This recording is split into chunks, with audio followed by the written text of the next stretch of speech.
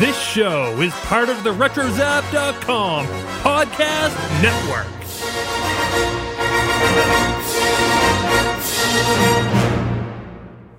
Ready, and action! This is what you can look forward to on episode 129 of Skywalking Through Neverland.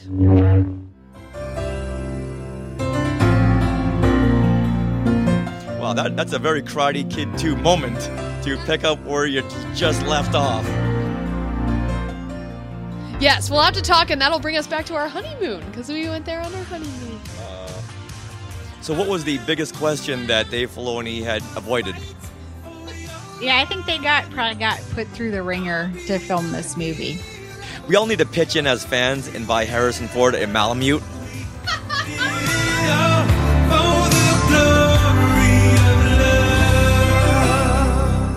May the Force be with us. Ladies and gentlemen, boys and girls. Hello, Skywalkers. Listen! Off to Neverland!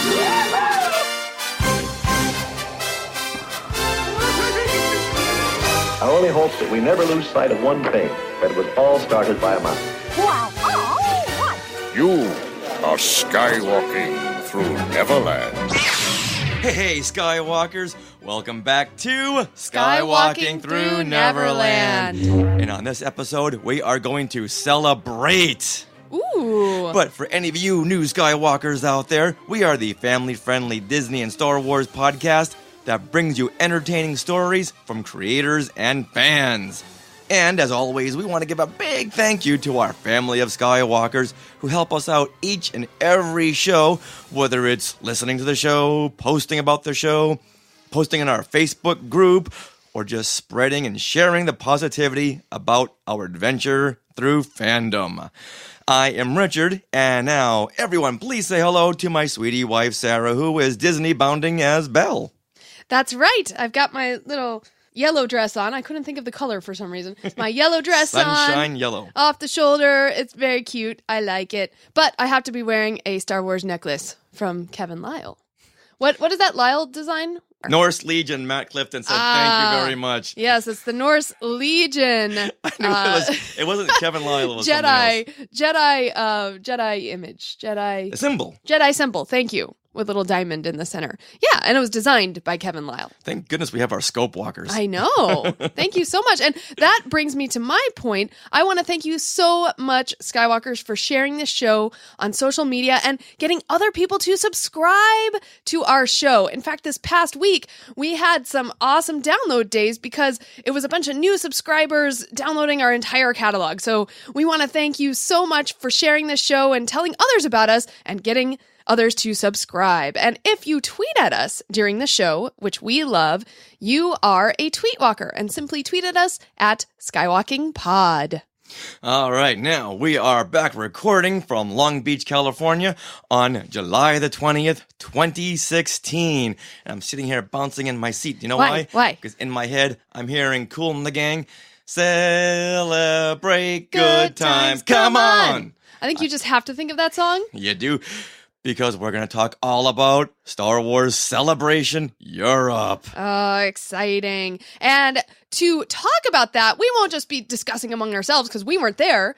We brought TRICIA BARR, who is my co-host on Fangirls Going Rogue. She was there at the big panels. She had her own big panels at Star Wars Celebration Europe. She saw trailers, talked with the stars, directors, and then she even adopted a few Loth cats along the way. So we had to talk to her about all of this.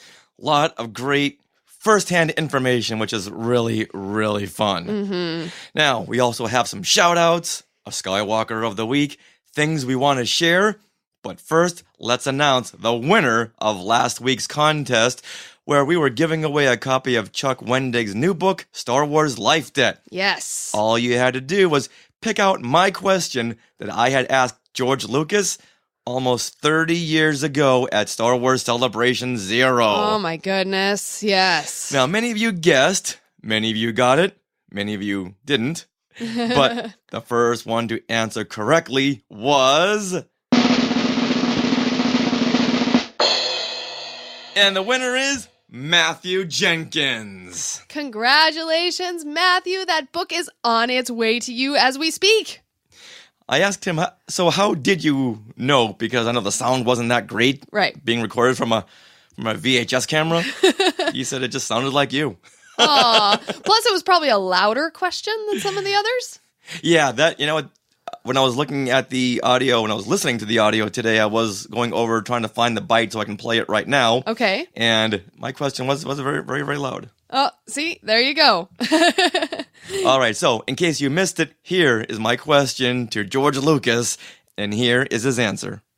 Does or will Lucasfilm ever have internships for young filmmakers? Will Lucasfilm ever have internships for young filmmakers?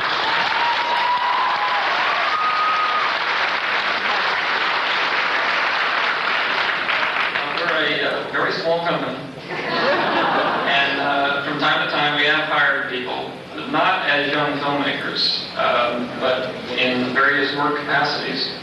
And those people have gone on to rise through the company.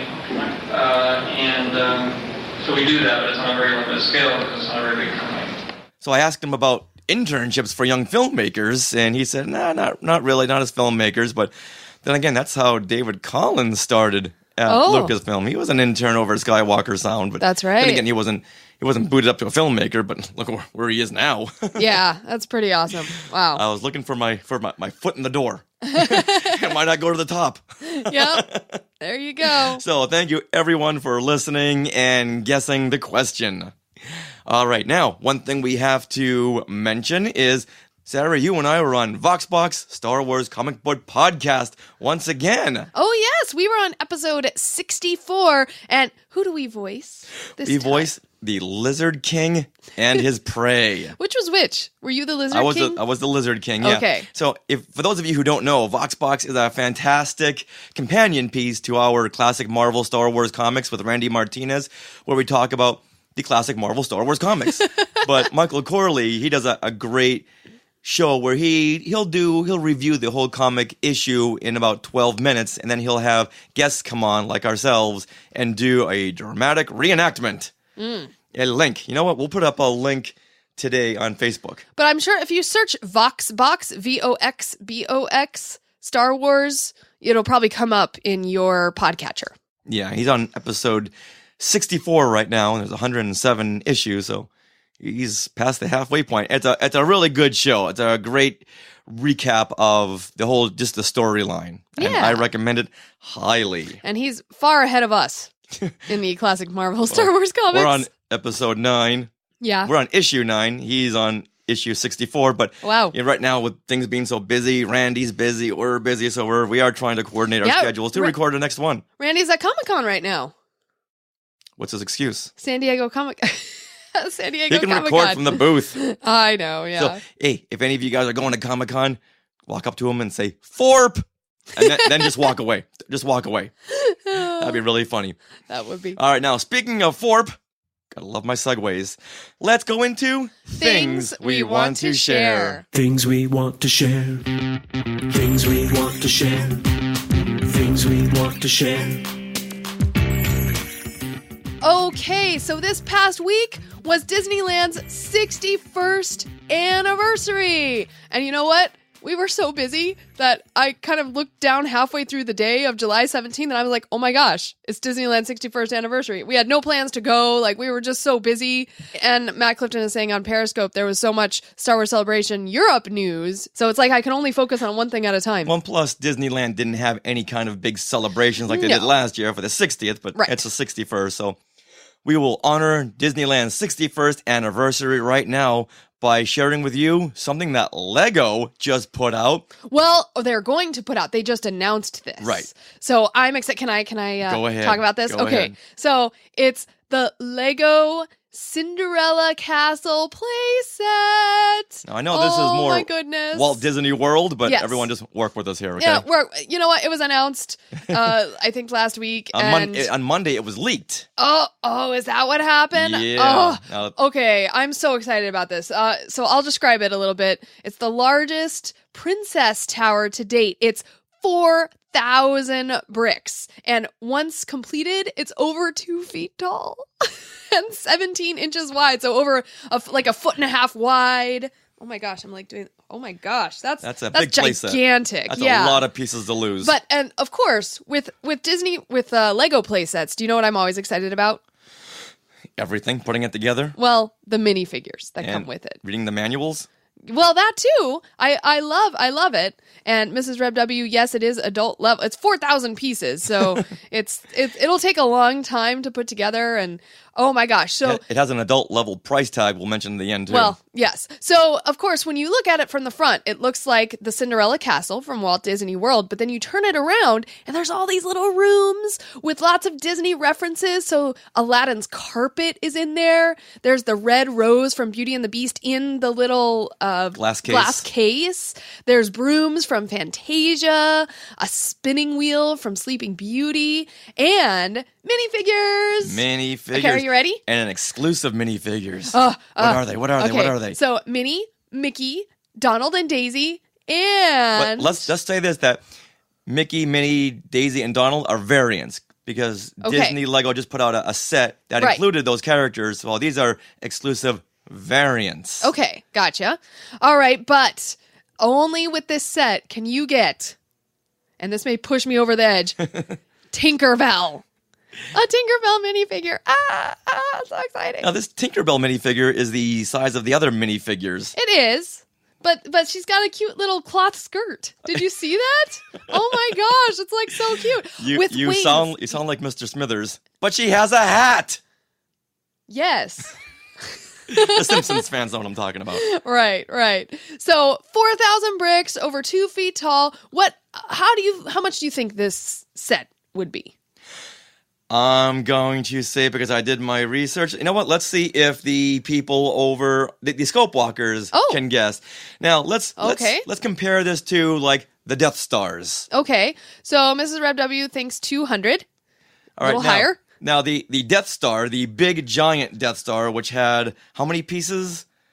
Okay. So which one are you talking about? I'm talking about the big Death Star 2 without the rooms. Yes. Okay, so that. That one, I don't know when this came out, but it had over 10,000 pieces. 10,000 pieces. 10,000. And that one was $4,439. Oh my goodness. At least right now online, that's the price. I'm not sure if that's what it was when it actually came out, but if that's the original trilogy edition Death Star 2, which it's 25 inches high and 19 inches in diameter. It's nuts. This thing is gigantic. But we also had that other Death Star, which I really wanted to get, which has all the little rooms in it. So it didn't have the outer hull. Right. So you could see inside. There's like the trash compactor room. There's the control room. Yeah, there's all kinds of. Tractor beam. Yeah, I'm so excited. All right, so this set, which is available on September the 1st, go ahead and tell them. Wait, which set now? The Death Star? No, the Princess Castle. Okay. The Cinderella Castle.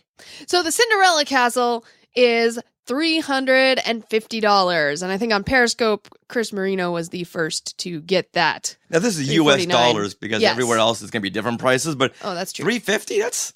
I thought this was going to be at least $500 to $600 because Legos are really expensive. Yeah, that's not bad, Richard. Right? That's not bad. That's terrible. No, it's not. Price. It's a great price. Your birthday's coming up in March. Yes. But for $350, that's pretty good. Pretty good. My half birthday is coming up in September, and this comes out in September. Mm-hmm. So there you go. But your real birthday is in March. No. My half birthday's in September. Now, here is a clip from Marcus Bessa, who is the legacy designer, and Christian from Disney Consumer Products about the Lego Disney Castle. Check this out. This is available on the Lego channel on YouTube. You know, when we're developing products like this, there's a lot of people collaborating. And we had to work with Disney Consumer Products, and it was a really cool experience. But I have a friend here to tell you a little bit about it. It's Christian. Hey, Chris, how are you doing? Hey, Marcos. Tell us a little bit about what was this experience for you. What was your involvement in it? It was great. I mean, we worked closely with Lego and the parks to ensure that we brought the castle to life, and that it was on model, and we included storytelling. what was it to get our input when we suggested that we should bring a bit of references to the different tales to the inside of the castle? So I thought that was a great idea that LEGO presented back to us. So we wanted to ensure, again, that it was true to story. So we worked with our studio content providers like Pixar and the parks to make sure that, it was fun. And we're so happy to have all of those little references. We're sure that our biggest fans will love those. I think so. It's going to look amazing. All right, now, they're going into the references. I would like to see more of the park references more than the movie references, since this is not based on the movie, it's based on the theme park castle. Okay, so what kind of references would you like to see? A turkey leg stand, minifigures walking around with churros, a gift shop, something that just says this is based on the Disneyland park. Well, or Disney World. Disney World theme Park. Parks. Yeah, yeah. Now, what turkey legs? Yum. Now, did that strike you as odd? No, I was excited to see. Tinkerbell is definitely a reference to the park because she's kind of the right. But maybe like a meet and greet with Mickey and Minnie, having little tiny minifigured kids waiting in line with their little autograph books. I guess That's what I was envisioning. Okay. Maybe this will be the centerpiece of a ginormous set they can keep building onto. Can you believe? I'm just seeing Space Mountain. I think that would be fun. Oh, that'd be. Wow. I wonder if they're going to build onto that. That'd be a really fun. That would be amazing. Wouldn't it be if the front of it you looked like the Space Mountain, but then you turn it around and inside was little roller coaster. Oh my God, that would be amazing. One of those Technique roller coasters where it can go by itself. Oh, so much potential. Star Wars Land Lego set, says Chris. Ooh, there you go. Now, didn't Chris Marino, one of our scope walkers, say he hopes this does well? Yes. So then they'll do the Sleeping Beauty Castle from Disneyland. Mm-hmm. And then maybe they'll use your churro cart suggestion. Come on, Disney, listen up. Or at least the swans. I want the 2 swans floating around. That would be cute. Well, in front of this castle here, the Cinderella Castle, they do have 2 little frogs. They do? In the pond, yeah. Oh, I didn't see that. Like a reference to the Frog and the Princess. The Princess and the Frog? The Princess and the Frog, yes. Oh, that's so cute. From a male perspective, it's Frog and the Princess. Okay. Now, that is our ode to Disneyland's 61st anniversary. And now, let's relive the excitement and adventures of Star Wars Celebration Europe vicariously through our good friend, TRICIA BARR. Skywalking to Celebration in Europe. Star Wars Celebration. Let's celebrate. It is 7 p.m. in London, and Star Wars Celebration Europe just ended a few hours ago. Fans are processing, speculating, and bouncing back and forth with what moved them more, the Rogue One trailer or the Star Wars Rebels Season 3 trailer. We couldn't be there ourselves, but luckily many Skywalkers were, including author, fangirl, my podcasting co-host, and Lothcat owner, TRICIA BARR. Hey, TRICIA. Hey. How are those Lothcats doing? Well, the funniest thing is I got to go in and interview Dave Filoni today, and the question he wanted to know first was, were all the Lothcats adopted? And were they? I think a lot of them, but there might be some more sort of like what was the last plushie from Anaheim? Well, I know we got the Tauntaun. That wasn't Anaheim. There were Ewoks. Was it Ewoks? Yeah. And there were Wampas. There were a lot of Lothcats, so I'm hoping that maybe there'll be some out there for the fans who are looking for some celebration stuff. So we can adopt them over the internet. Yeah, or we can wait for another 2 weeks until they arrive here at Disneyland. So make sure there's 2 that haven't gone adopted, so we'll get them over here. All right, we just gave Tricia some homework. Yes. Now, how high above the clouds are you right now?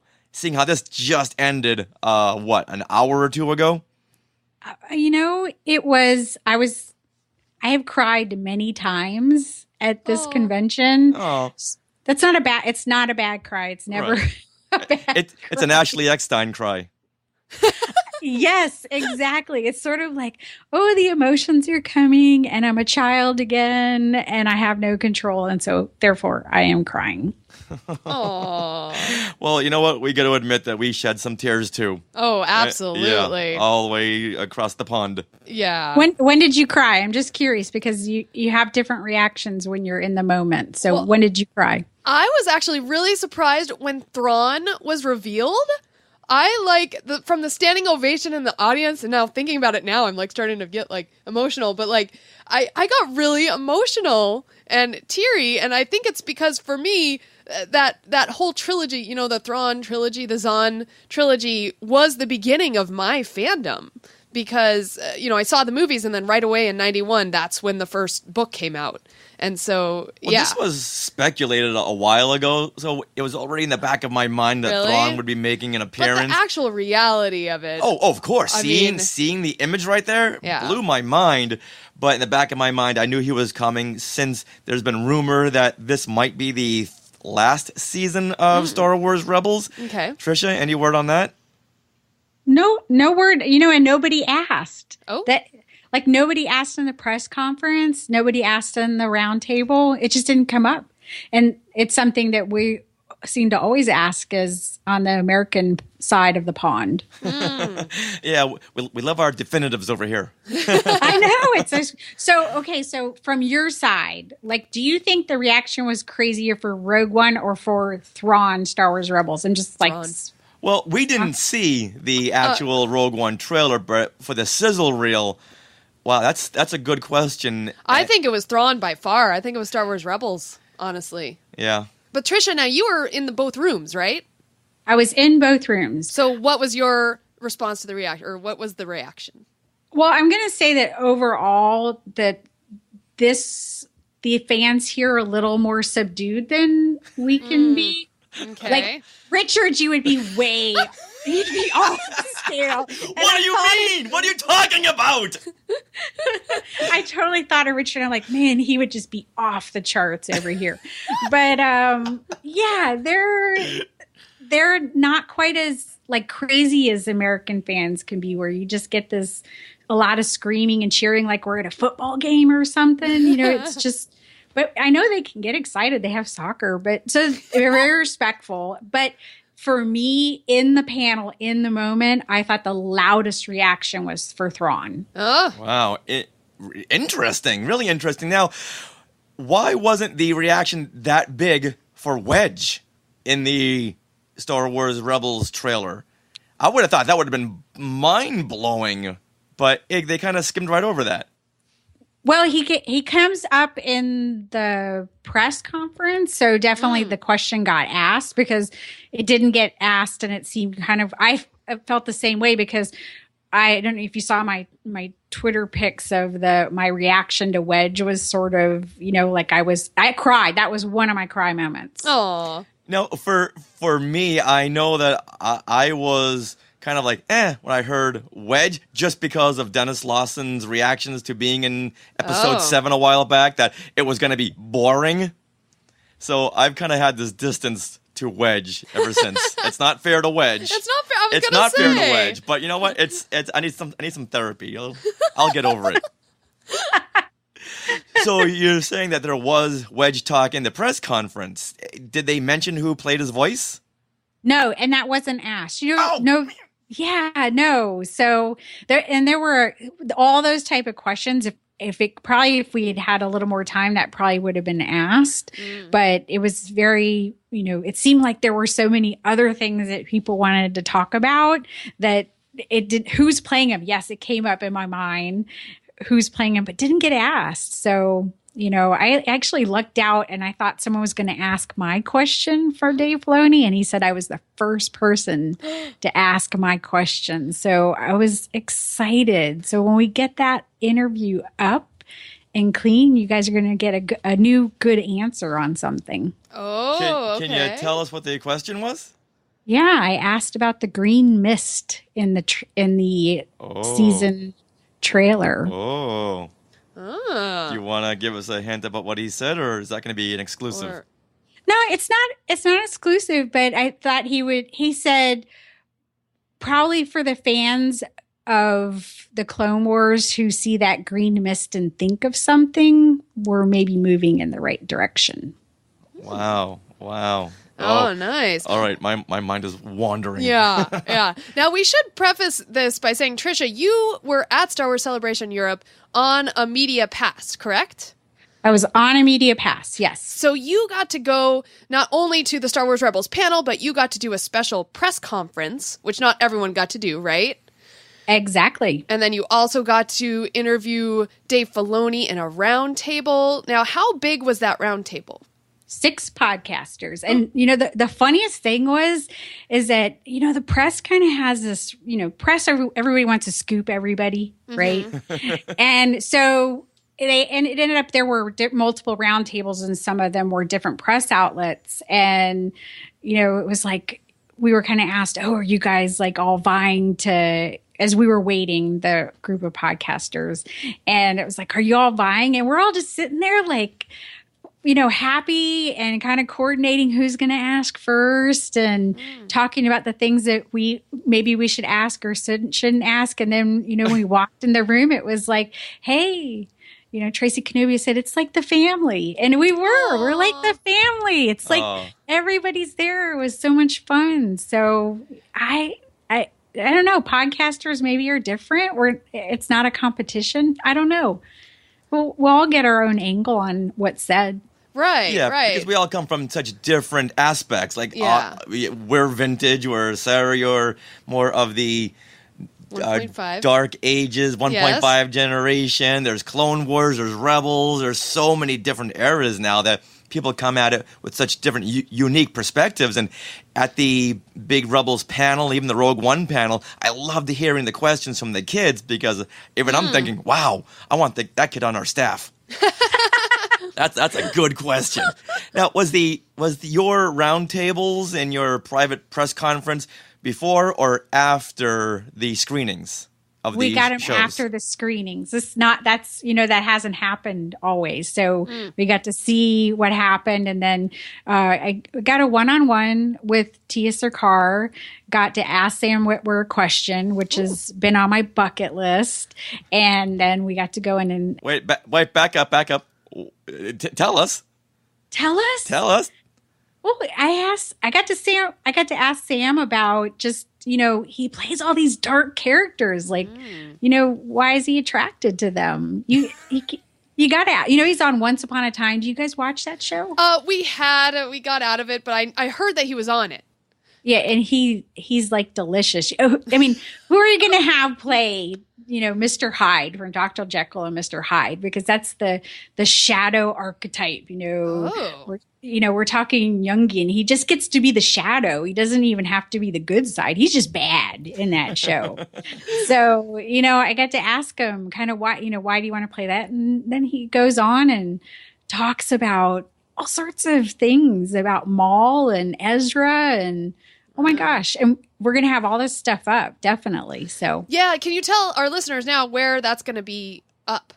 Yeah, that'll all go up at Fangirls Going Rogue as soon as I get it downloaded and we get it all ready to go. Right? Compiled and beautiful. Yeah. Okay, so, cool. And then there's a whole press conference that they, sort of like the big press conference. So I'll give you guys that, and you guys can pull sound bites that you want out of it. So, right on.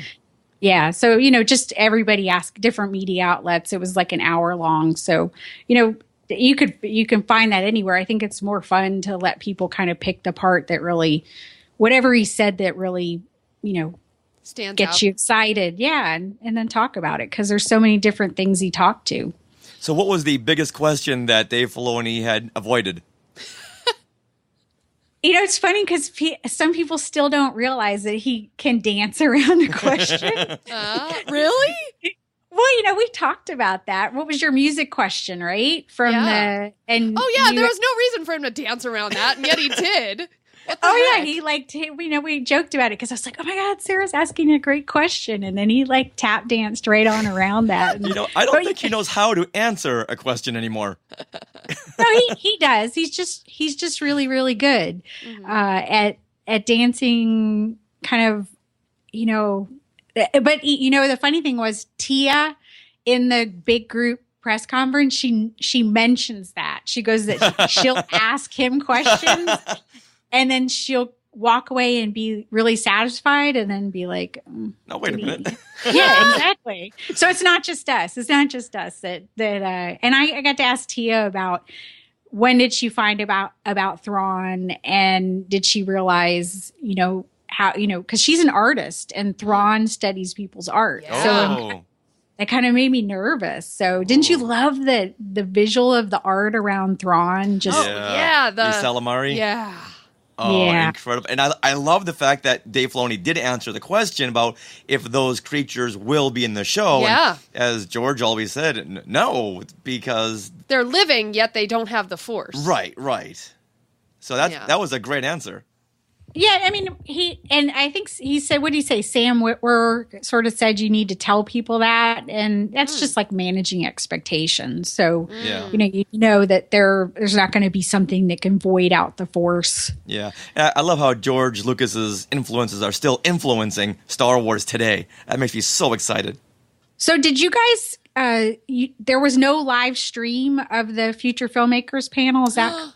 Not yet. I don't know. We haven't watched anything. Well, you know what? It may have been up before we got up. Yeah. No, it's just because that was the last panel that happened. Yeah. So, because they showed a shot of Dave Filoni on the set while they were filming, and Rian Johnson talking about how he's there and it makes him feel really comfortable that when he's there. And I'm thinking that maybe Dave's doing more with the overall storytelling than we ever thought about. Well, interesting. If you think about it, I mean, Dave Filoni is really the one person who worked directly with George Lucas about storytelling for the longest time. And so he's really George Lucas's apprentice, if you will. Yeah. And so now that George Lucas has stepped away, he's kind of Dave Filoni is the new George Lucas. But I'm wondering if he was more on the set of Rogue One, since his series leads right into Rogue One.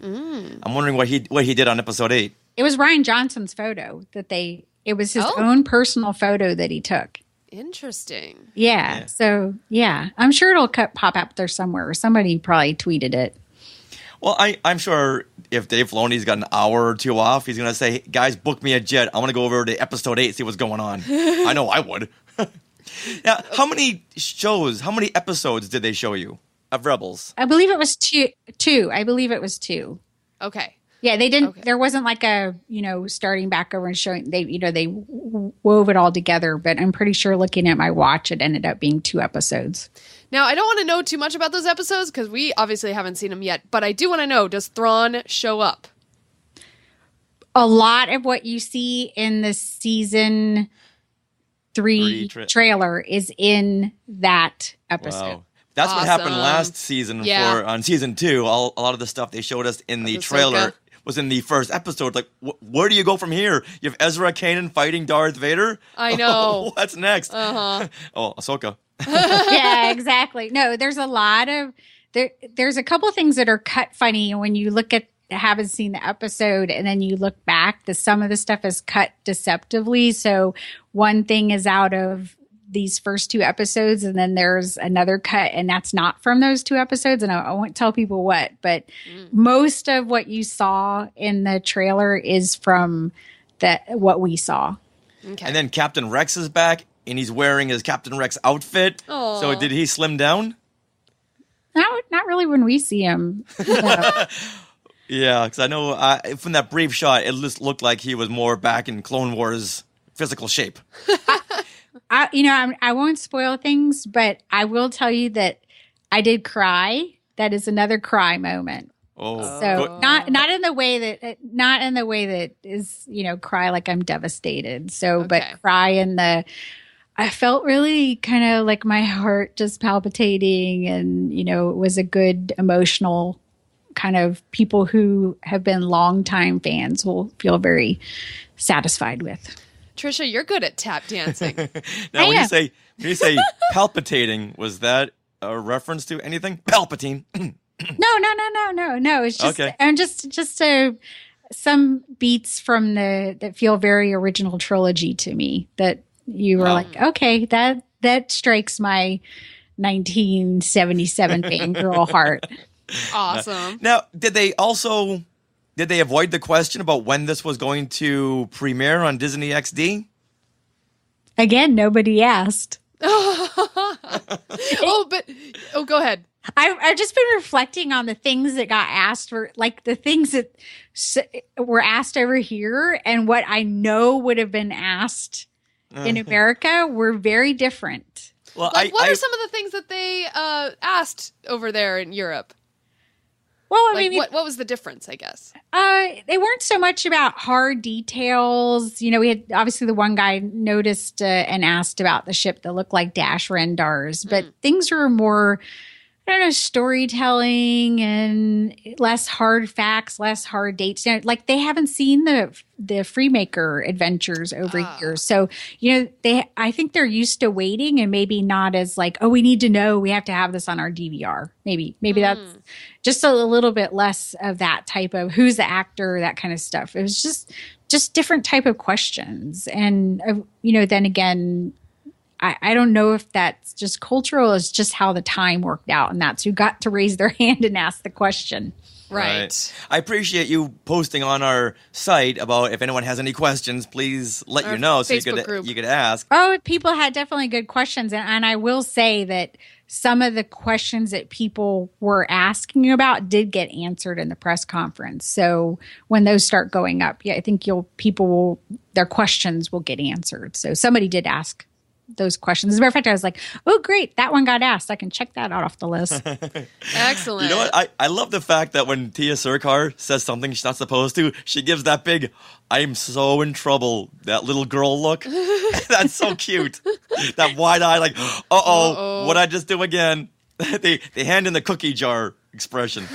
I love that about her. I have to say that, you know, we did get to have Tia on Fangirls Going Rogue, and interviewing her without Dave Filoni around is more fun. She kept looking over at him like almost like, oh, I don't know if I'm going to say the wrong thing. Yeah, when your dad's in the room. Exactly. Or something. You don't mention that you have extra gadgets. That was funny. Well, can we jump to the future filmmakers panel? Sure. Since, so is that kind of like the story, like was the story group there? They had Carrie Hart and Kathleen Kennedy came out first and Pablo Hidalgo. So, you know, there's three members of the story group. I saw Leland Chee sitting in the audience right at the front. So he was there. And then for the future filmmakers, we ended up seeing, first came out Ryan Johnson. So we didn't get, let's just say that we got a comfort level of maybe his process, his appreciation for Star Wars and how he approached it. He actually looked nervous when he came out on stage. Huh. Yeah. Oh, yeah. Wouldn't you? Oh, no, totally. And it was sort of like Gareth Edwards, you know, from the Rogue One panel looked the same way, where they kind of realized that they could have been one of us if things had been different, that they could have been in that room watching another person talk about the opportunity to direct a Star Wars movie. Right. So Ryan was, and do you guys follow him on Twitter? No, we don't. Oh, What's you should. His Twitter? I think it's like Ryan Johnson. Okay. Yeah, something like that. RIAN, right? Yeah, and he Instagrams. That's some of the things they showed. Some of the pictures he'd already shared on Instagram, and he's funny. They talked about him having a social media presence. That he was the first Star Wars director to really have his own social media presence, and like, was he scared when, you know, knowing that the news was going to come out?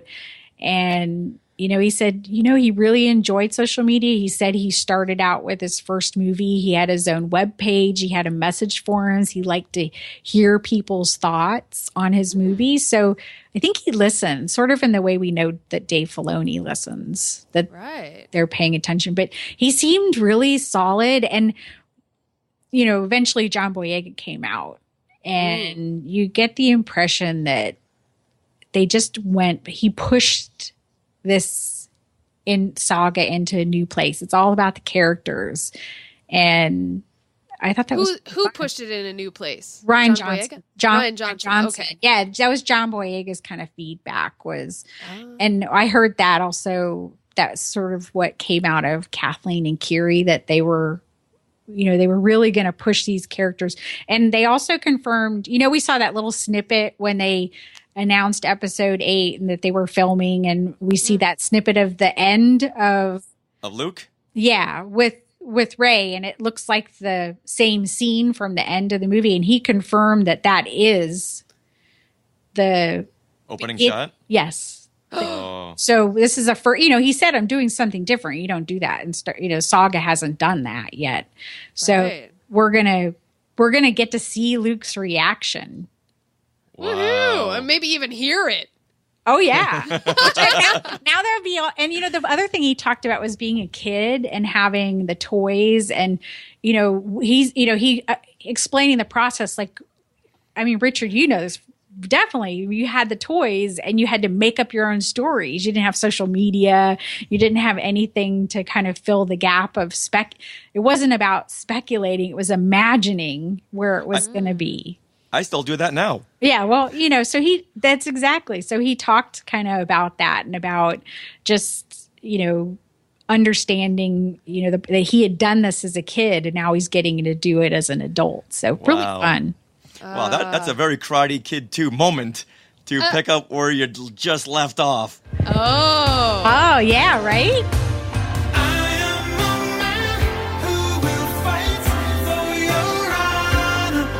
I understand that reference. I know you do. So do 3/4 of the audience. Aww. So I love the fact that they're picking up where episode 7 left off.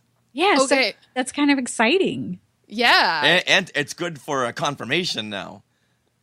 Yeah, and he sort of told us that with that little shot. I mean, I guess they wouldn't go back all the way back there just for him to make it and show it again. So he was sort of telling us, like, if we wanted to really know, he sort of told us visually without confirming it. So, right. Well, I get a question. I think I already know the answer. They didn't show anything new from episode 8, did they? No, just we saw some set photos that he had taken.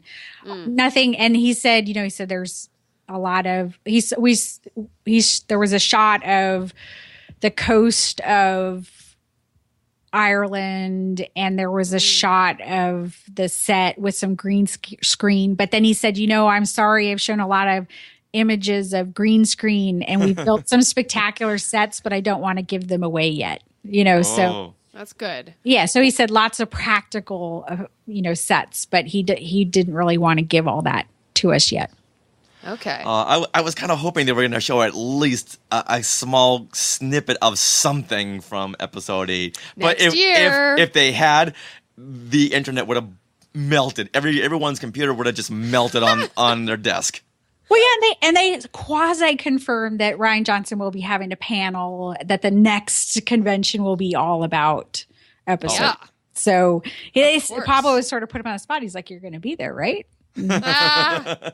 I think he's ready for it. And he actually said, I was really, really nervous. And he says, coming out here, I just feel warmth. I'm really excited. Oh, that's good. I love. You know what? That's one of those moments just to bask in for a second.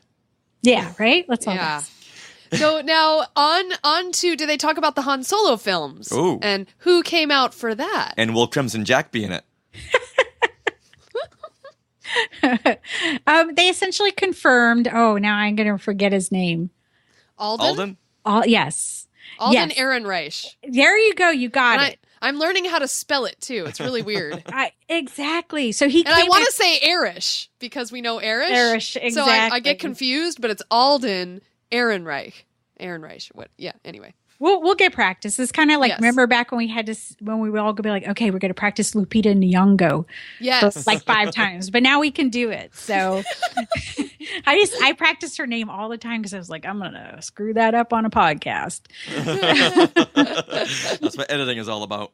Exactly. No, he came. So they had the directors out, and then they said, well, this is the best kept secret in Hollywood. So we're going to let you know now who, and he was so cute because he said, yeah, people come up and they're like, congratulations. And, he can just like wave people off, or, he couldn't say anything. So But, I didn't have any experience with him. And when he came out and he talked for like 5 minutes, I'm like, yeah, dude, I can totally see it.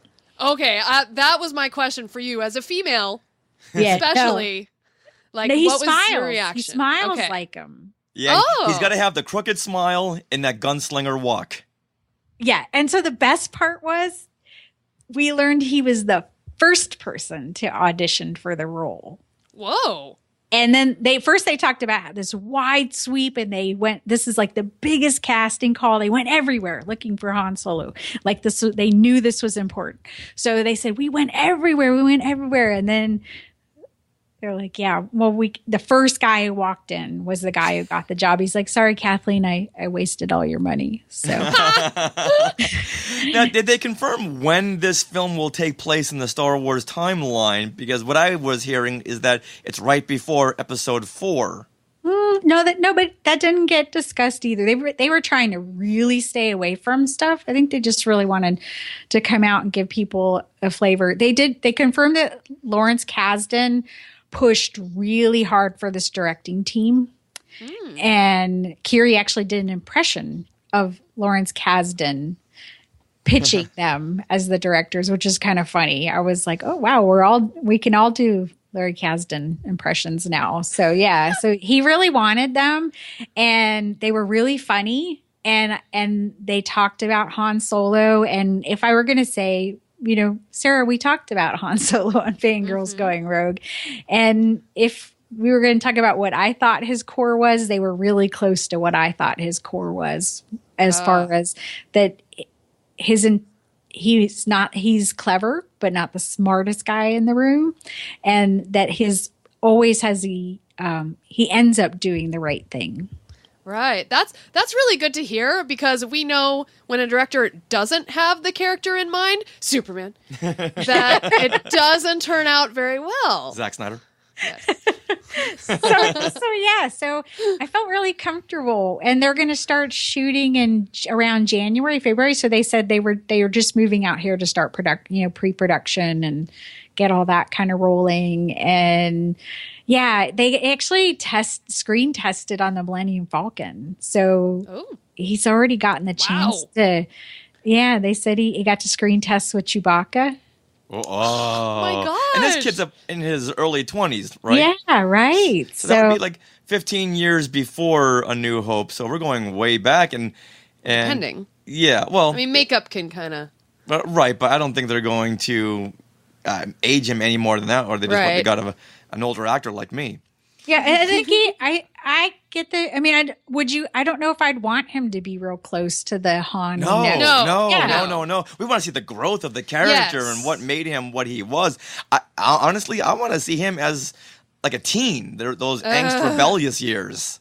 Yeah, and maybe a little bit. We know he's a little bit downtrodden, but maybe the guy who's a little bit before that, who's a little more earnest. I still think that there's a lot of earnestness in Han Solo, because he does try to go back and do the right thing. Even what he does in The Force Awakens, I think he's still trying to do the right thing. He's hoping that Ben's not going to be what he is, but there's always that little bit in him. So, but I'd love to see him when he's like, young and just a little bit naive about the world. That's a word I never thought I would hear in the same sentence as Han Solo. Yeah, exactly. So no, I just saw him, and he was standing there, and he smiled and he talked, and I'm like, oh yeah, okay, I'm good. Okay, good. That makes me feel good. Please tell me he came out in a black vest. No, he didn't. But, he was really enthusiastic, and he was a little overwhelmed. So. That's very smart of them to get him out here right now to let him know this is what your future is. Yeah. So do a good job, damn it. These guys will have action figures and lunch boxes and cereal, all with your name on it, and forever you will be Han Solo. Exactly. So get used to it. Oh my goodness. Which is not a bad thing. Yeah. Harrison. Well, can I jump just a little? I want to touch on, you got to do a podcast stage for Fangirls Going Rogue. Right on. Oh my God. And it was with your buddy Anthony Bresnikan. Woohoo. And all of our buddies, and Cole Horton and Adam Bray as well, authors. Yes. It's been so much fun. Anthony is just such a he's a guy's guy. He just loves to talk, and he's the most humble man I've ever spoken to. Did you guys get that? Yeah, he was really smart. He's really smart on storytelling too. And we had a lot of fun. It was with Riley and Bethany from Star Wars Report, and Riley did a great job of amping the energy up. And oh my God, the guys at Jedi News, this is their whole team to get that podcast area set up. And it wasn't a big area, not even as big as what we had for Celebration Anaheim, but there were people. I mean, they didn't stop people from standing. So it was standing room. There were people sitting on the sides of the room, and people would just kind of flow in and out and, take in the show. So we got a lot of exposure, and we had a lot of fun. And, we got to, I think we probably could have let Anthony go on for an hour about the Rogue One. And we understand. Yeah. And, just from when you guys talked to him and, I got to talk to him a little bit just about, because I said, well, what was it like? This was not on stage. On stage. This is beforehand. I asked, what was it like to be sitting in the Rogue One panel after you've gotten to do this amazing Anaheim panel? And he was like, that's kind of a once in a lifetime thing to get to do that. He says, I enjoy it. He says, I loved it. But he was really excited to talk about, it's just like when we finally got up on the stage to talk about kind of archetypal stuff. He's like, I don't want to get too into it. Cause he, and he talked about with you guys that you have to kind of balance between being the kind of uber dorky Star Wars storytelling person and then talking to the average fan.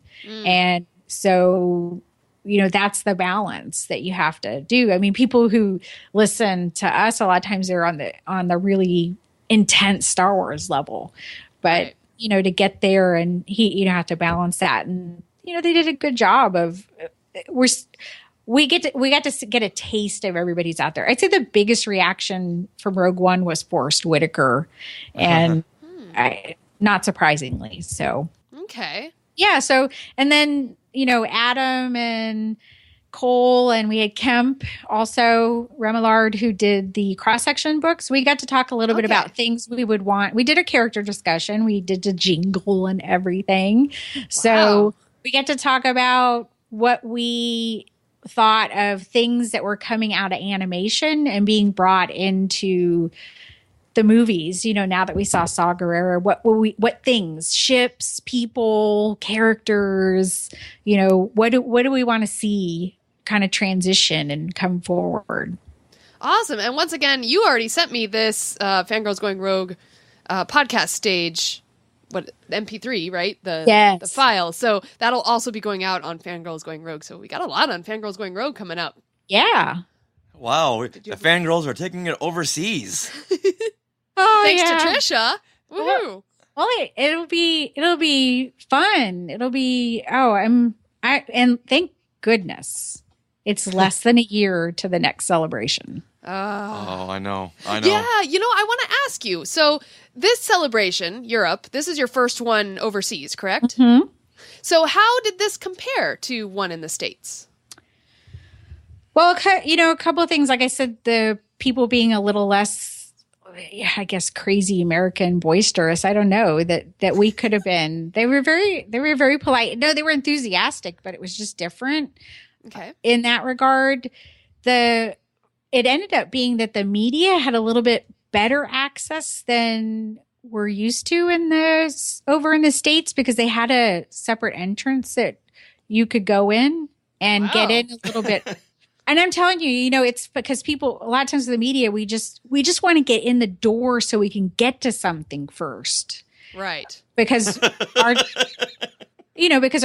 it's different. And so that made all the difference, just being able to get through a different door, because, over here, they're really serious about their, bag checks and stuff like that. We'll get to talk again, hopefully, about Disneyland Paris, and because I don't want to get too much into that today, but. Right. Did you run into Secret Squirrel?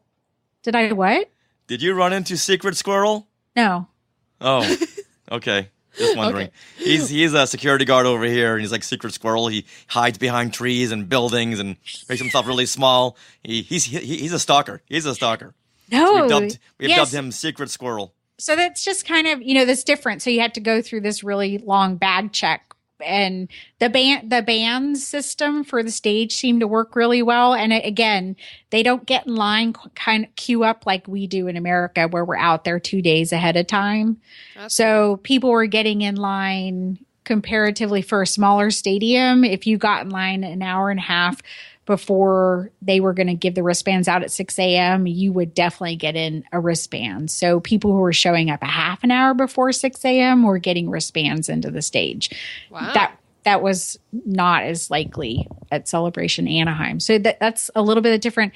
3 days versus 4 days, I felt like I could have seen a lot more. So 3 days is rushed. But if you look at the attendance at the panels and the number and types of panels, they don't go to the panels like we do. Really? Well, that's a good thing. Yeah.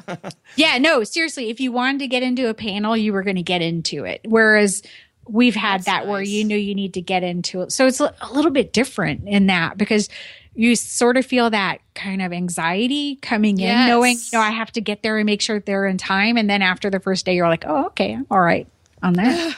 Yeah, judging by the Star Wars show live stream, and huge props to Verizon and StarWars.com for live streaming this, it looked like it was a pretty crowded convention. Like the floor. The floor was as packed as any other celebration I've been to. Was the area as big as Celebration Anaheim, just so we can get a perspective on the crowds and the capacity? Judging by the stiffness in my legs, yes. Wow. Any word on how many were in attendance? No, it couldn't have been as big of a convention. There was not the hotels and the size of the arenas and the number of people in the panels. So I think the crowds were in the area buying stuff. So that was a little deceptive, but I don't think it's quite as big, but it's probably the biggest they've ever had over here. That's what I heard from people, that they'd never seen a celebration this big over in Europe. Oh, interesting. Wow. So now, what was your favorite personal moment from the last 3 days?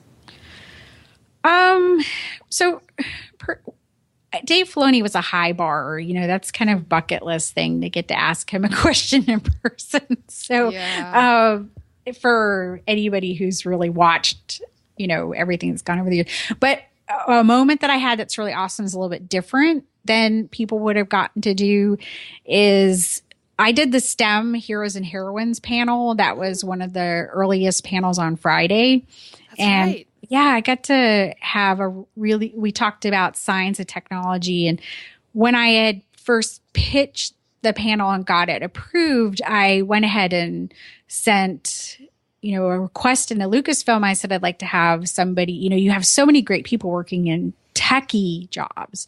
So, and I would like to have, a woman or a person of color, somebody on there. And, I'd mentioned that I really like Diana Williams from the Story Group because she talks about STEM sometimes on her Twitter feed. And I got to have this young lady, Hannah Gillis, who's working on the VR, the ILMX lab virtual reality, which is the Trials of Tatooine that was here. And it was not on my list to do, to do that. But in the talking and it going on, Diana Williams offered to moderate the panel so that I could actually participate in the panel and talk about my engineering job. So I got to meet up with her, and she gave me the chance to go down and experience that and meet Hannah. It was really about meeting Hannah just so we could, get to talk and connect. She's a very busy young woman, and she took me into this Trials of Tatooine. So you get to put on the whole thing, the virtual reality goggles. You have a earphone, so you're immersed in the sound. They give you a device. Did you guys see this on the Star Wars show? I think that Andy Gutierrez got to do it. Okay. I saw that it's on, it's on YouTube. So we have a bunch of YouTube videos stockpiled. But so you got to do this. Oh my goodness. Because, okay, it's not like everybody will ever, there was a line that they were given, the tickets were gone within 20 minutes of the first morning for the first day. Wow. And so there were a couple of people I was like, oh, you got to go do this. And every single one of them had the same reaction I did. So not a lot of people got to do this, but the people who did, so you're standing in a room and you can see if you get too far to the walls, it'll tell you that you're getting near the end of your virtual reality. But essentially what happens is the Millennium Falcon, you're on Tatooine, the Millennium Falcon flies down and lands right next to you. Like you have to step back so it doesn't land on you. And then Han Solo talks to you from the Falcon, and the ramp lowers and R2 comes out. Oh. And then you and R2 get to fix the Falcon. And there's TIE fighters coming, and Han Solo is telling you to hurry up and push buttons. And it took me a little bit of time to figure it out, but I got it. And then he's like, R2's going to give you a gift. And guess what gift he gives you? A lightsaber. BB-8. A lightsaber. Oh, wow. And then stormtroopers attack. And you are told by Han Solo to defend the droid. Wow. Wow. Now, I'm not too familiar with this. Where will this be available, or where can everyone else, the public, see this or do this? Well, this is one of the things that's sort of that blue sky thing that George Lucas liked to do, where we're going to make something a reality. So they've been testing the limits of how far they could push themselves. And hopefully one day here soon, we're all going to be able to buy a virtual reality unit, set it up in our house, and do things in Star Wars. Either that, or maybe they're testing out some new ride stuff for Star Wars Land. I'm sure this technology will come into play in certainly, in theme parks, because you could definitely do something with that where you could do the same type of thing where you set people up and kind of let them have at these things. But I'm really glad that nobody's filming you when you do it, because it was funny because the guy who's in the room with you that helps you, he's like, well, you can reach out and use your hand to pull down that thing. And I'm like, oh, I get it. And then he's like, as the stormtroopers are shooting and you're swatting away the bolts that coming straight at you, which is like the freakiest thing ever. He says, you can duck behind those boxes. I'm like, yes, because I don't want to get hit by laser bolts. So that's awesome. There's Tricia doing shoulder rolls. And laser blasts. At one point you realize I probably look like a real dork. So what? I want to do this. Colin Trevorrow, he's trying to push the boundaries for episode 9, shooting in outer space and all. Maybe this will be part of the cinematic experience and not have people run around in high heels being chased by dinosaurs. I'm just putting it out there. I heard actually that he was here. Oh. Yeah. Nice. Yeah. Yes. Really? Yeah, so that was interesting. They didn't bring him out. I thought maybe they might, but yeah. Maybe because they couldn't pronounce his name. And it's spelling it too. It's like there are 2 V's, 2 R's. Yeah. What is it? Oh gosh. Just watching this, I want to tell you what my personal favorite moment is and was when director Krennic came out in the Rogue One panel. This blurs the lines of reality for me. When I see the actors in their costumes, in character, live, I don't know what galaxy I'm in. I don't want to know. I think that's when I first teared up because I wasn't in that room, and here he was in costume, in character, flanked by these tall death troopers. He wasn't the actor. Right. He was Director Krennic. And with that flowing cape. That cape is how close sexy. It is sexy. How close were you to him? Well, I was in the press section. We had reserved seats, so I saw him come down.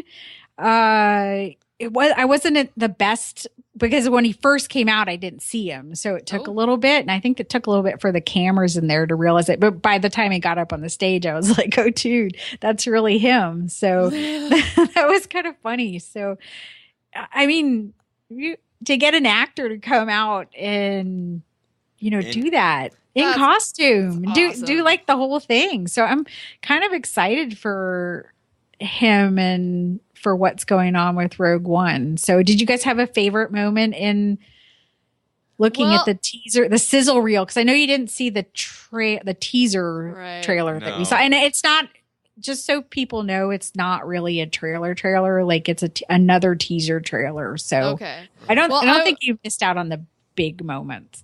Okay. Well, I wanna just say that I loved Gwendolyn Christie's obvious crush on director Krennic. That was hilarious. Well, get the two baddies together and they just connect. Yeah, right. Wow. So for oops, where's my notes? I don't know. Well, go ahead, Richard. Did you have a... My favorite moment was the realization that they are using rear screen projection. When you see Ben Mendelsohn as Krennic at the Death Star viewport window, you see a planet out there. That's not a green screen. They're using rear screen projection. They also used it on another shot where you see the gimbal shaking something back and forth, and you see the footage being projected. That's like 1950s technology. And they're using it again, and that blew my mind. Wow. I love that. So that was my personal favorite moment, just because of the whole filmmaking side of it, and I just love seeing old techniques being used. Not just physical effects, and we get to see stormtroopers blowing up into the air, get to see these actual actors being blown up. That's always fantastic. Now, sometimes they're not even in a harness. So yikes. Gotta wonder what the restrictions and safety requirements were over there. Yeah, I think they probably got put through the ringer to film this movie. Yeah, and I'm not saying anything bad about what George did with CGI and the actors and clone troopers. I love that too, and every trilogy has its look. And the original trilogy had its look. These prequels had its digital look, but it was all very consistent, so it worked.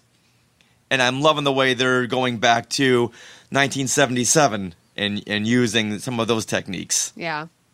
I just love the dichotomy that, it's this war movie, and yet you're on this beautiful paradise planet, the palm tree planet, So I think that's just so cool to see that distinction. And, and the fact that they mentioned something about they're like at some, almost like Jerusalem, they're at like some Jedi like city or town? Jeddah. For part of it? It's a planet, the planet. Yeah, the planet Jeddah has a lot of significance as far as the people, we're looking at more like the Jedi being, we might have monks. They're like the monks. Not everybody is, deep into the religion, but they believe in, the light side or the force or the ways of the Jedi. So it's kind of a religious thing, and as opposed to just the Jedi being the people, they're now kind of a symbol of the way people would like to aspire to think or be. Just like in The Force Awakens, you had the Church of the Force with Lord Santeca and his village. Right. But I find it... that's the same kind of thing. I'm seeing this sort of, people need to believe in the Jedi for them to exist. Okay. Interesting. Well, what was your favorite moment, Tricia?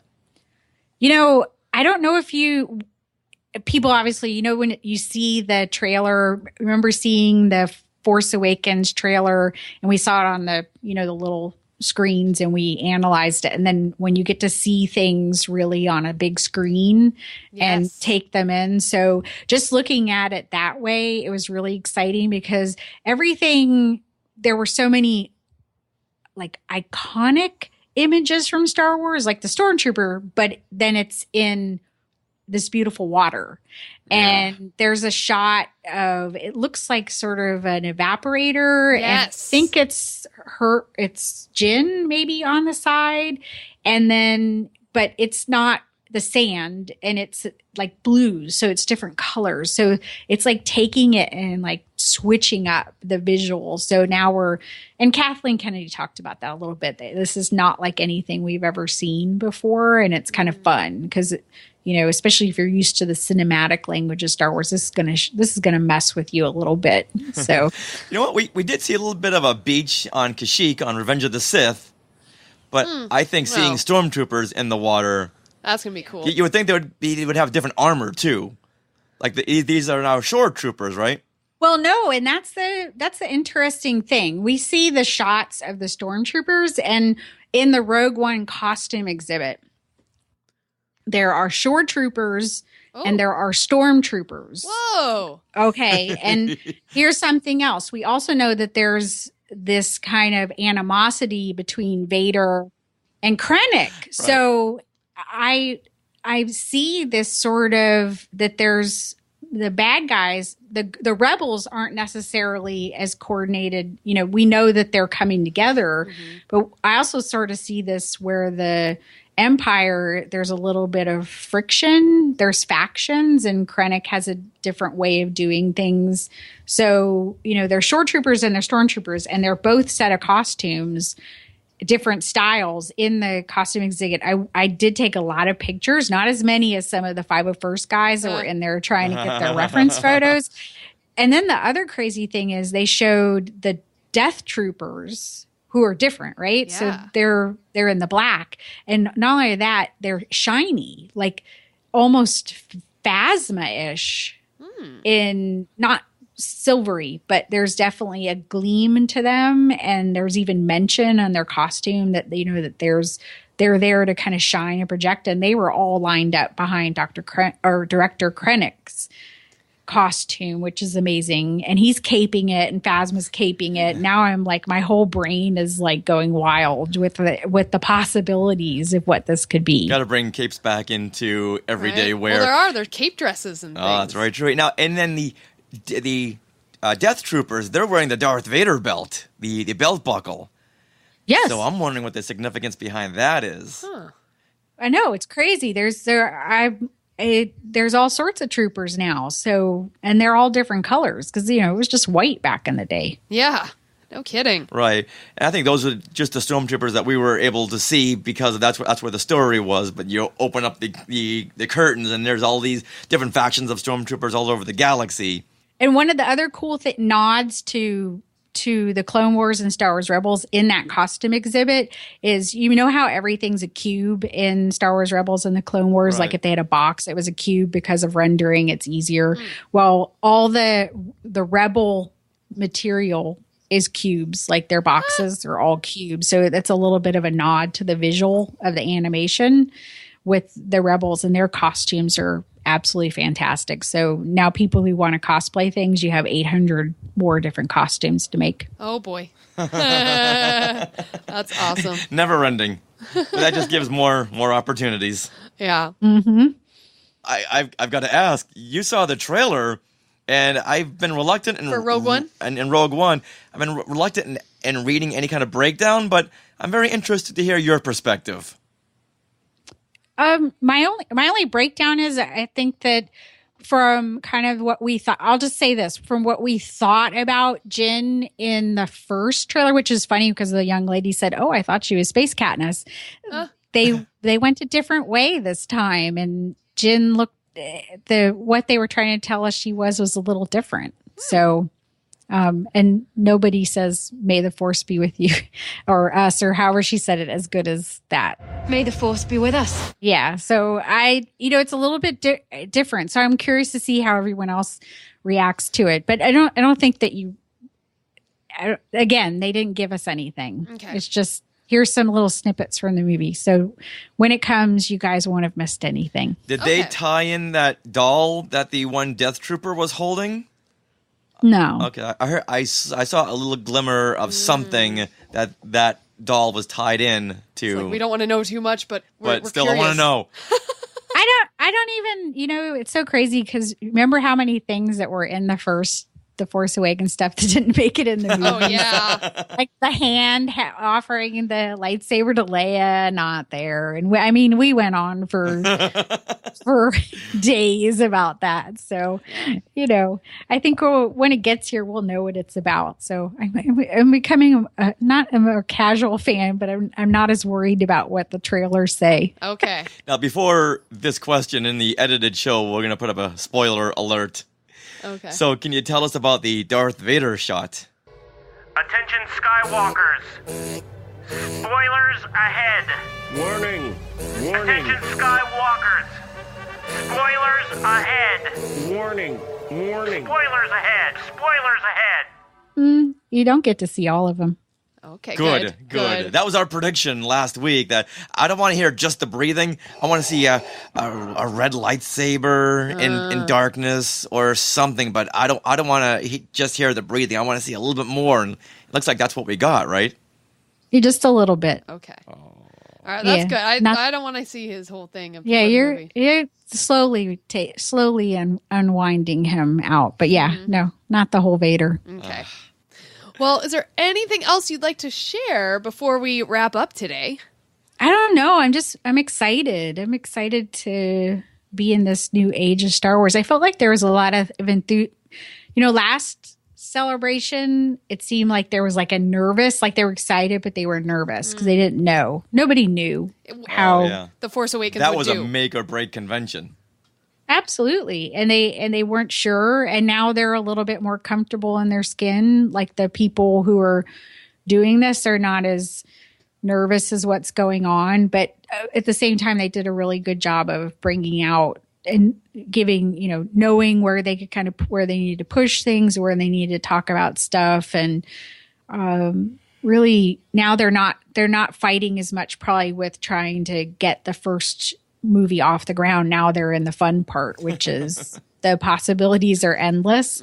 So I think we're going to have a lot of fun next year after this first standalones come and we get an idea of what the possibilities that we won't just have saga movies, that Star Wars is going to be any type of movie. Mm-hmm. I mean, we could see a rom-com someday if that's what we wanted, if that's what they wanted to do. And I hope they go in all those different ways. It's really cool to see like a war movie coming out because, they've always kind of tried to stay within a certain level of this is for kids too. And I don't know that, Rogue One, there were kids in the audience, but I'm still not sure it's for kids. Right.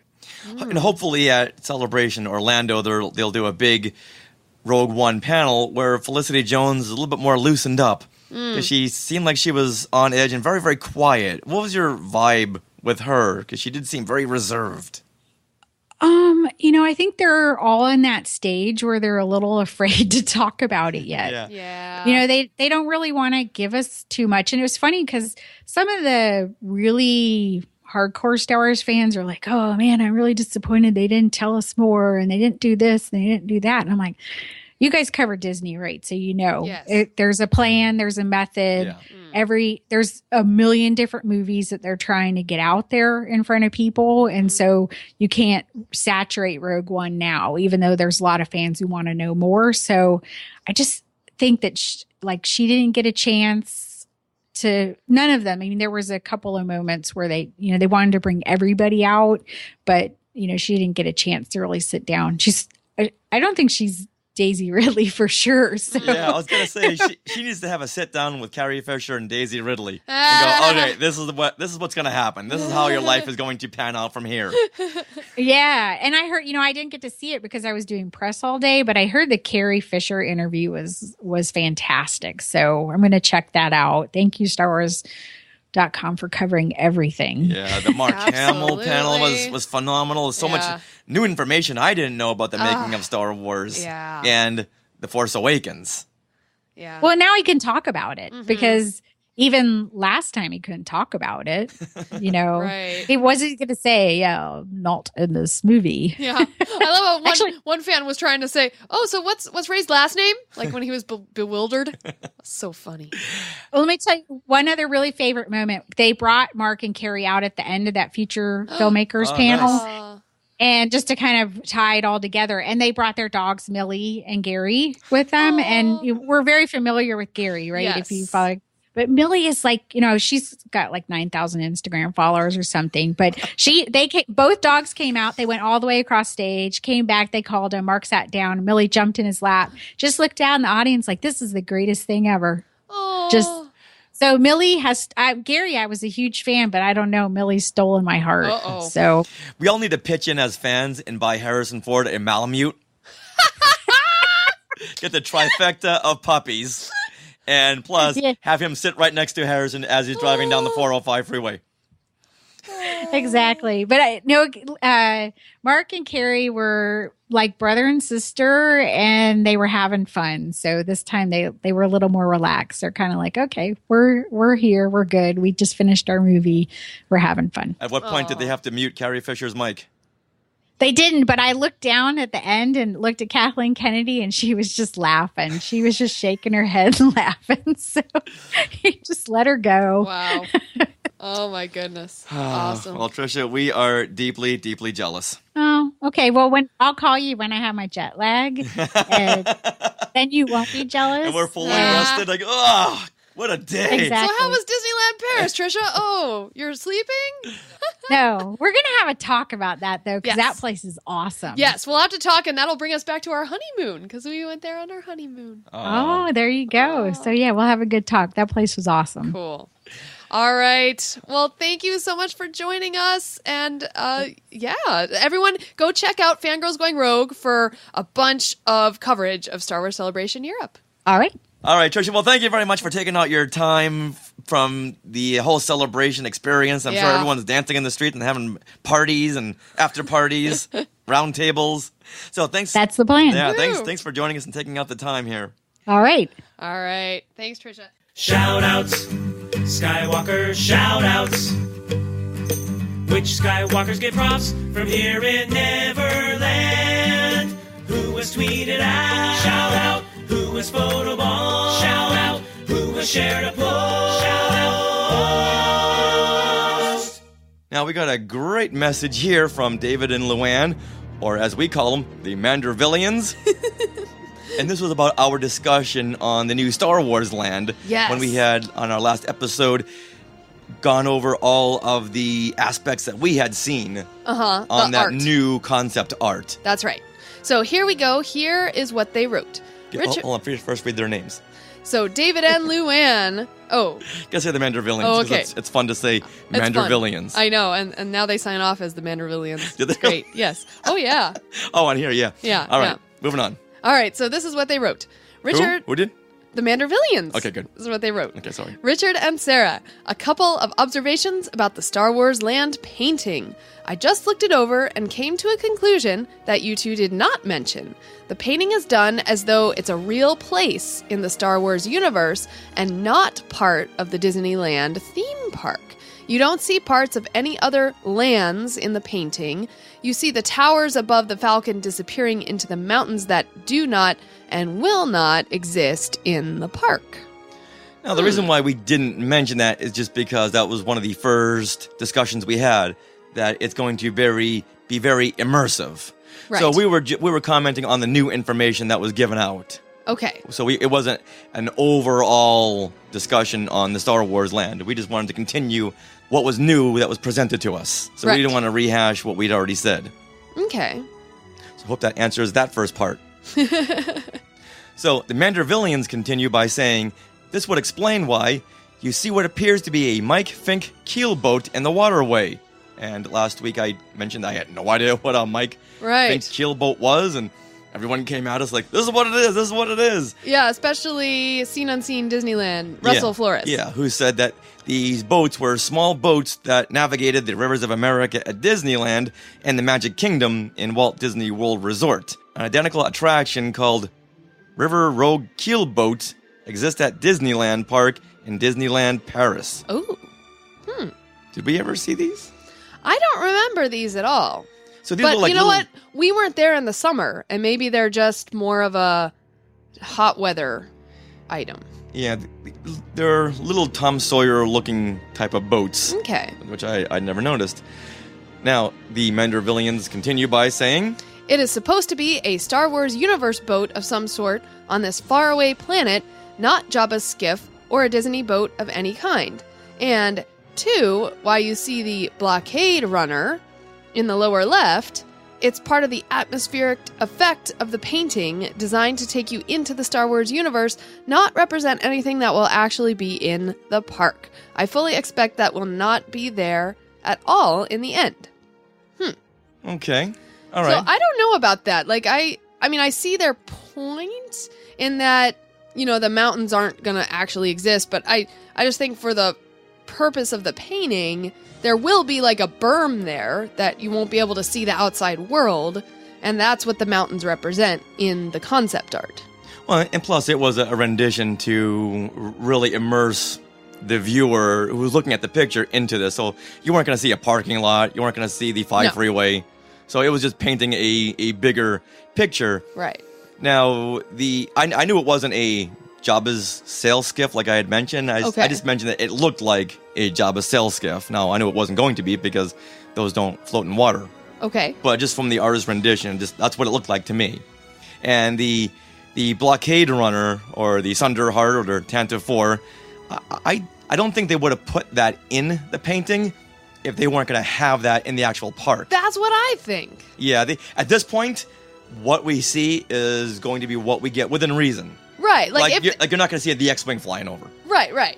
But if there's like a bunch of trees instead of that Tantive 5, that would make more sense. Or Tantive 4, sorry. That would make more sense, Right. But because there's an actual ship there. Yeah, they wouldn't put that in there and not put it in. But then again, I'm not 100% Well, because the X-Wing's there. That was a blockade runner. Okay. It looked like one, but that could be interpreted to a couple of things. Someone just said, why no X-Wings?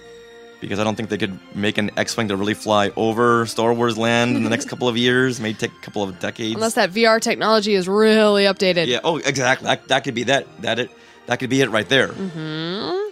So once again, it was just trying to excite the audience by putting the X-Wing to really show you this is going to be a new Star Wars immersive land. Right. Now, the Mandervillians go on by saying the shuttle Tidarium, however, could be a gift shop, a photo op, or just like an AT-AT outside of Star Tours, which is not really to scale and does nothing except stand there and look good for photos. It may indeed be exactly the same for the shuttle. I hope it's something more, but I'm not counting on it. It's not going to be a gift shop. Well, it'd be too small for a gift shop. Well, yeah. Well, I'm with them on that. I think it'll be a- like a photo op or just something to immerse you into the world right away, but not necessarily a ride or anything. Right. So I think it's going to be a photo op. You're going to see Darth Vader and the Stormtrooper standing outside of there, or it could be maybe like a walkthrough presentation, kind of like what Launch Bay should be. Right. Yeah, and Chris Marino saying photo op would be cool, like the train at Harry Potter. Yeah, Right. That's exactly what I think it is. Kinda Yeah, like I think that. that's going to be it, because those shuttles are not that big. Right. All right, so the Mandervillians, man, I love saying that. They continue by closing out and saying, anyway, I just wanted to get these thoughts out to you. Have a great day. Never land on Alderaan. Love you guys. And they signed out the Mandervillians. Aww. Well, thank you, Mandervillian. So I hope we painted a bigger picture of this painting that we had analyzed on last week's show. Yeah. So you made a lot of good points, and I'm very glad that you did. Yes. Because that was a lot of fun. All right, now on to the Skywalker of the Week. Becca Page, Mando Mouse. Becca Page. Congratulations, Becca Page Goodman. Now, many of you may know Becca Page because she has been with us during many of our roundtables at Disneyland, especially the big secret squirrel grievance party. That's right. And she also makes buttons. So she was the one who had presented us with the Outlaw Podcasting buttons last couple weeks ago. So The circle is now complete. I know. She was there for the whole Outlaw incident. It's true. And she does have an Etsy shop. So if you follow her at Mando_Mouse on Twitter, she will be posting links to those buttons and her Etsy shop. So thank you, Becca, for those awesome Outlaw Podcasting buttons, and congratulations for being this week's Skywalker of the Week, as composed by Rob Dellinger, the John Williams of podcasting, who is now on a muchly deserved vacation. Do you know what that means? No Skywalker of the Week next week, most likely. Says you. Get back to work, Rob. Yep. Skywalking through Neverland. Before we wrap up, I want to remind everyone to do your Skywalker homework. Email us in your questions for Margaret Carey for Ask Tink. Send in your jingles for Rob Dellinger's awesome Jingle Mix Volume 1. There you go. So when Rob gets back from vacation, he's going to be compiling everything. So you only have I would say 2 more weeks. Ooh, okay. All right. And of course, we need your Skywalker stories. If you would like to be on the show, that is a way to do it. So please email us in a synopsis of your story, funny or heartfelt, happy or sad. They all make us the fan we are today. Email that in to us, share@skywalkingthroughneverland.com, and hopefully we can have you on the show to tell your story. I wonder if anyone has any stories from, I don't know, last weekend? Oh, yeah. Lots of stories That's we want to right. hear. Or if you just have a quick moment, like, for instance, when we were at Star Wars Celebration Anaheim, I held the door open to the bathroom for Eric Bowersfeld, the voice of Akbar and Bib Fortuna. That'd be a fun moment. Hey, Skywalkers, I just held the door open to the men's room for Eric Bowersfeld. Later. Yeah, right? Something quick like that, a moment. Yeah, so what you can do with that is actually go to your phone, open up voice memos, and record that moment. And then you email that file to us, share@skywalkingthroughneverland.com. Nice. And once again, if you have a super secret silly talent, we want to hear that too. Just like Kit Shepard did a couple of weeks ago with his awesome joke, which I've been telling at parties. What is Darth Vader's wife's name? Oh. Elevator. Oh. It can be something as simple as that. It can be a joke, a song, whatever your super secret silly talent is. That's right. So email us in, tell us what it is, and we'll have you on the show. As long as it's good, clean fun. Well, that'll wrap up episode 129 of Skywalking Through Neverland. We want to thank TRICIA BARR and all the scope walkers out there for joining us on this episode, as well as all the Facebook family of Skywalkers. Oh, we love it. And just as a reminder, there is a Skywalking Disney cruise coming up in 2017. So September 17th through 22nd, 2017, we are doing a group 5-night Skywalking Disney cruise to Baja, Mexico on the Disney Wonder. So to get more info, go to storiesofthemagic.com/cruise quote and click on the orange Get a Quote button in the upper left to get a no obligation quote and more information. And when you do fill out that form, please mention Skywalking Through Neverland so they know you want to be a part of our cruise. That was good, but now this time read it in Spanish. Oh, I wasn't prepared for that. Well, we're going to Baja, Mexico. We got to brush up on our Spanish. Oh, hola. Eins, zwei, drei. Oh, wait, no. Uno, dos, tres. You know, whenever I think of numbers in Spanish, I always convert them to German first and then to Spanish, and it takes me forever to think of Spanish numbers. So, in other words, have that ready for next week. Okay.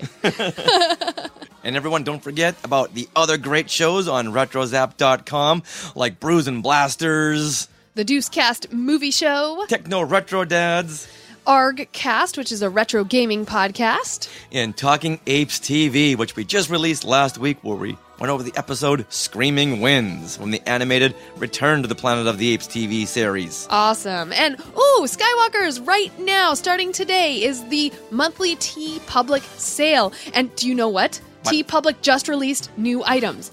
Do you know you can now get a Skywalking Through Neverland mug? Or Seriously? a Skywalker of the Week mug? You're waiting till now to tell me this? I'm telling you right now. You can also get a journal, like with the logos on top, or the BB-8 ears, or whatever. You can get a phone case, and you can get. There was one other thing. Oh, Beach towel? no, not a beach towel. And you can even get a laptop case. So it's super exciting. You can get a print as well, but that's not as exciting as having like a Skywalker of the Week mug. I mean, come on. That's really awesome. And right now everything is on sale, like 30% off or so. So like $20 tees are $14. Some of the other tees, like the $45 hoodies, are $35. So it's really, really exciting, you guys. And like the mugs are only $15, but they're $12 with this sale. Wow, save that's 20%. like a third of the price of the Disneyland mugs.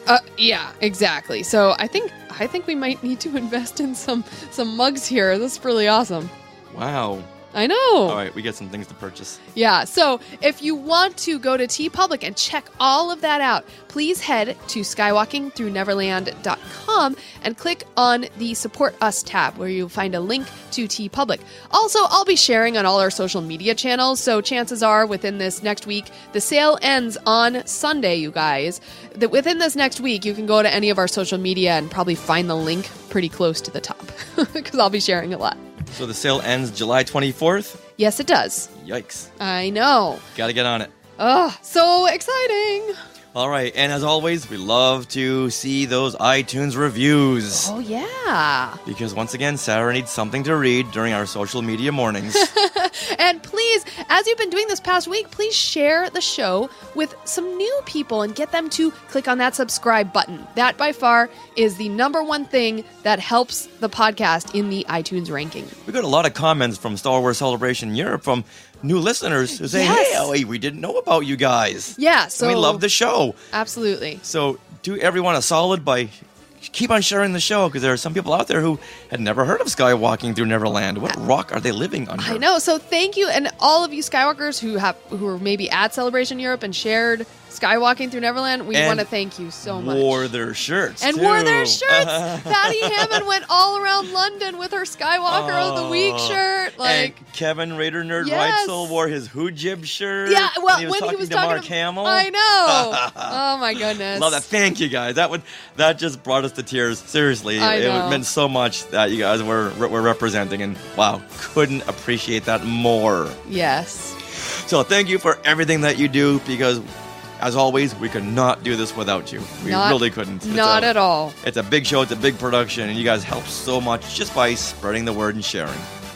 So with that, always remember to share the show and... Go to TeePublic. And... Neverland on Alderaan. Some imagination, huh?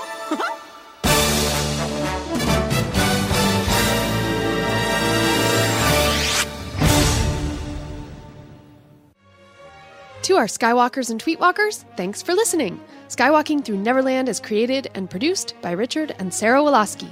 Original music by Rob Dellinger. Creative consultant Mark Augushwitz. Technical advisor Peter Heitman.